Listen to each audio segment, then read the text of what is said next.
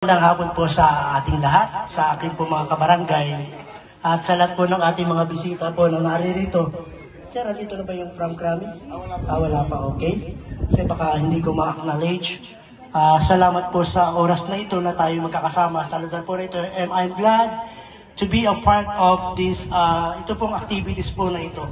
Alam naman yan ng ating mahal na kapitan, maski ng mga nakaraang nasa administration, ako po ay willing na maging part sa ikabubuti ng ating community.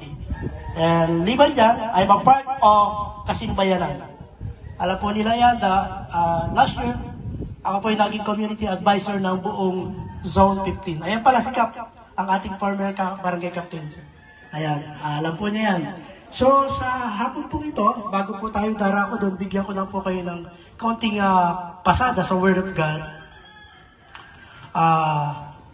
Dito po tayo sa aklat ng Matthew chapter 6 verse 33. Sino talaga yung nagpupunta ng simbahan? Taas po yung kamay. Sige lang po, huwag po kayo mahiya. Ito challenge ko lang po kayo.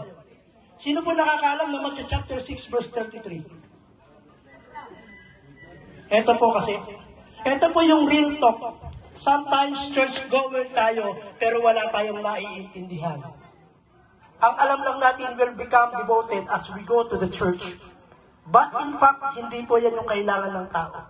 We need to satisfy our spirit and soul. Paano?